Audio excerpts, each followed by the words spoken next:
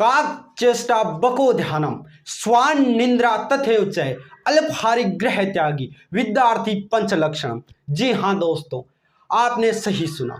आपने ये श्लोक अपने घर में, अपने परिवार में, अपने स्कूल में, अपने कॉलेज में, अपने बड़ों से, अपने टीचर से ज़रूर सुना होगा। लेकिन क्या कोई विद्यार्थी अपने जीवन में और अपने जीवन में इस श्लोक को अपनाया है, अपने जीवन में इस श्लोक को अपने अनुकूल ढाला है? आखिर क्यों इस श्लोक में विद्यार्थी के वो 5 लक्षण बताए गए जिससे एक अव्वल और उत्कृष्ट विद्यार्थी बना जा सके? ठीक है दोस्तों, तो आज बात करेंगे इसी टॉपिक पर। आखिर ये कौन से 5 लक्षण हैं जो विद्यार्थी में होने चाहिए और वो ही उत्कृष्ट विद्यार्थी माना जाता है। तो मैं सुमित सिंह राजपुरोहित आप सभी का तहे दिल से हार्दिक स्वागत और अभिनंदन करता हूं आपके अपने यूट्यूब चैनल नवजीवन क्लासेस में। ठीक है दोस्तों, आज बात करेंगे हम इस श्लोक के बारे में। हमने बात की कि काक चेष्ट बको ध्यानम स्वान निंद्रा तथैव च अल्पहारि ग्रह त्यागी विद्यार्थी पंच लक्षणम। जी हाँ दोस्तों, ये 5 लक्षण अगर विद्यार्थी में हैं तो वह उत्कृष्ट और अव्वल विद्यार्थी जरूर कहलाएगा। तो आज बात करेंगे, यानी काक चेष्ट विद्यार्थी में क्या होनी चाहिए? कौवे की तरह जो क्या चेष्टा होनी चाहिए, कौवे की जैसी चेष्टा होनी चाहिए, कौवे के जैसी चतुराई होनी चाहिए। किसमें? विद्यार्थी जीवन में कौवे के जैसी चतुराई होनी चाहिए। ठीक है दोस्तों, एक आपको इससे संबंधित में एक कौवे की कहानी बताता हूँ कि कौवे में चतुराई किस प्रकार होती है। एक कौवा अपने छोटे पुत्र कौवा से जो यह बताता है कि आखिर जो चतुराई की कहानी वो बताता है कि किस प्रकार चतुराई होती है, तो वो सुनिएगा जरा।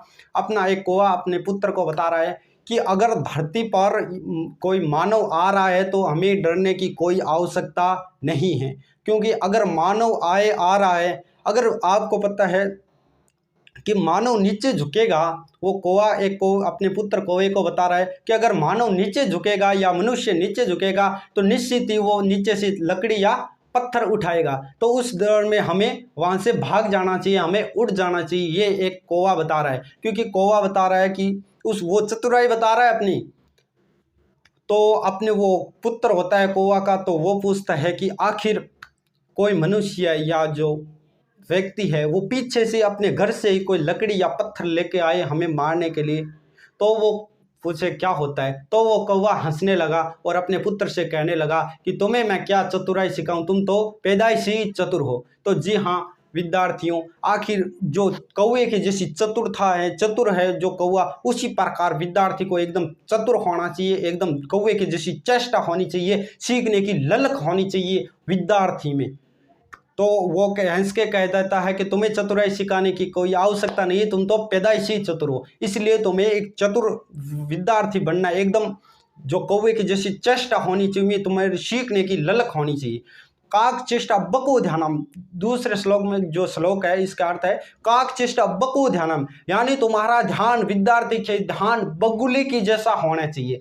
अब बगुला किस प्रकार अपना ध्यान लगाता है अपना भोजन प्राप्त करने के लिए, तो वो सुनिएगा दोस्तों।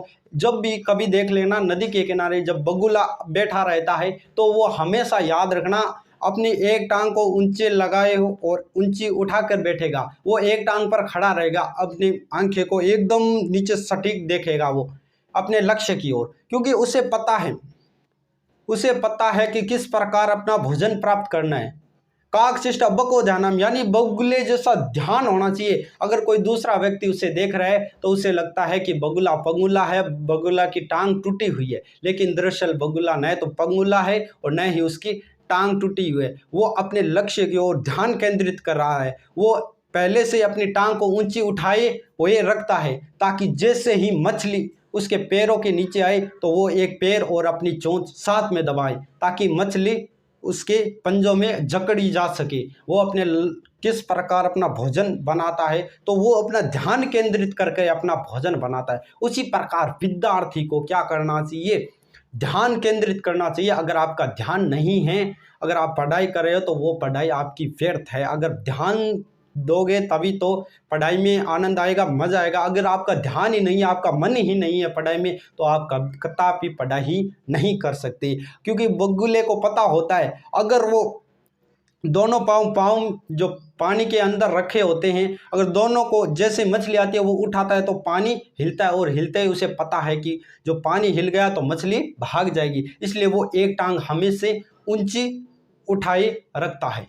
काक चेष्टा बको ध्यानम, इसलिए विद्यार्थी को हमेशा याद रखना ध्यान है वो बगुले जैसा होना चाहिए। काक चेष्टा बको ध्यानम, स्वान निंद्रा तथैव च, यानी जो विद्यार्थी की जो नींद होती है वो स्वान यानी कुत्ता होता है, विद्यार्थी की जो नींद है वो कुत्ते के समान होनी चाहिए। जी हाँ दोस्तों, कभी देख लेना, मैं तो गांव से हूँ इसलिए हम रोज़ देखते हैं जो गली में अपने मोहल्ले में जो पालतू ये कुत्ते होते हैं वो क्या होते हैं, वो हमेशा देख लेना उनकी नींद हमेशा जगे हुए होते हो, उनके पास से अगर हम निकलते हैं तो वो अपने कान फड़फड़ाते हैं, यानी हमें संदेश देते हैं कि मैं एक जाग रहा हूं अभी। यानी जो विद्यार्थी की जो नींद है वो श्वान जो कुत्ते की तरह होनी चाहिए। काक चेष्ट बको ध्यानम, श्वान निंद्रा तथैव च, यानी जो विद्यार्थी की नींद है वो कुंभकर्ण सी नहीं होनी चाहिए। विद्यार्थी की नींद है जो जो कुत्ते की तरह होनी चाहिए, जो कभी भी अलर्ट होना चाहिए अपने जो लक्ष्य की ओर, एकदम तटस्थ होना चाहिए। वो जैसे कुत्ता होता है, अगर कोई चोर चक्का आता है तो कुत्ता फट तुरंत से उठ जाता है, अपने मालिक को भौंक के संदेश देता है कि कोई आ गया है, अब आप इनसे निपट लीजिए। मैं तो इससे लड़ नहीं सकता, मेरा काम था आपको संदेश पहुंचाना, मैंने आपको पहुंचा दिया। यानी काक चेष्टा बको ध्यानम स्वानिंद्र तथोच है, यानी विद्यार्थी के 3 लक्षण हमने देख ली। विद्यार्थी का चौथा लक्षण क्या है? अल्पहारी। विद्यार्थी को हमेशा पर्याप्त भोजन ही करना चाहिए, ज़्यादा ठूस ठूस के नहीं खाना चाहिए। जी हाँ विद्यार्थियों, ये भी एक बहुत महत्वपूर्ण है कि विद्यार्थियों को हमेशा एकदम जो भोजन पर्याप्त है वो भी करना चाहिए, क्योंकि जो ज़्यादा भोजन करेगा उससे ज़्यादा नींद आएगी और ज़्यादा आलसी बनेगा व्यक्ति। विद्यार्थी को हमेशा पर्याप्त भोजन ही करना चाहिए। और मेरी मान्यता तो यह है कि अगर आप शाम का या शाम का भोजन कर रहे हो तो सुबह का भोजन अगर करना है तो राजाशाही के तरह करिए। अगर सुबह का आप भोजन कर रहे हो तो आप अपने को राजा मान के करिए कि हमारे चारों तरफ 56 भोग पड़े। लेकिन जो एक नाइट का भोजन है आपको इस प्रकार करना है कि मेरे पास कुछ भी नहीं है, सिर्फ 2 रोटी है खाने के लिए। आपका नाइट का खाना इस प्रकार होना चाहिए, यानी विद्यार्थी अल्पाहारी होना चाहिए।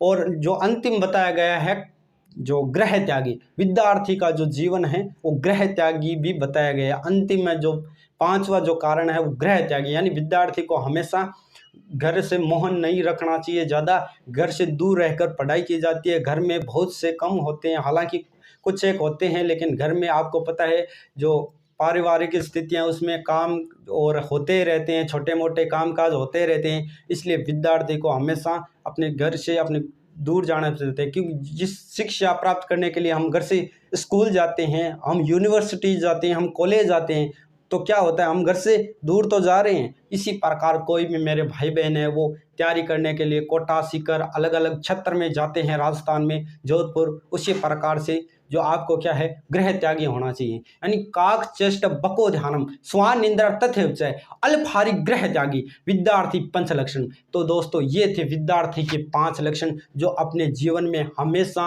अपने जीवन में ढाल के रखिए। और मैं एक आपको सूचना और दे देता हूँ, हमारे जो नवजीवन के क्लास के जो मेंबर है सारे के सारे सदस्य, और ये 500 लक्ष्य जो ये 500 गुण हैं उन सभी में विद्वान हैं, ये 500 गुण उन सभी में विद्वान हैं। ठीक है दोस्तों, और अंत में एक बात कहना चाहता हूँ कि कोई भी स्टूडेंट गवर्नमेंट ऑफिसर नहीं बनता, कोई भी हर स्टूडेंट गवर्नमेंट ऑफिसर नहीं बनता, लेकिन हर एक गवर्नमेंट ऑफिसर एक स्टूडेंट जरूर रहता है, एक विद्यार्थी जरूर रहता है। अगर वीडियो पसंद आई तो चैनल को सब्सक्राइब करें और वीडियो को लाइक करें। आज के लिए धन्यवाद।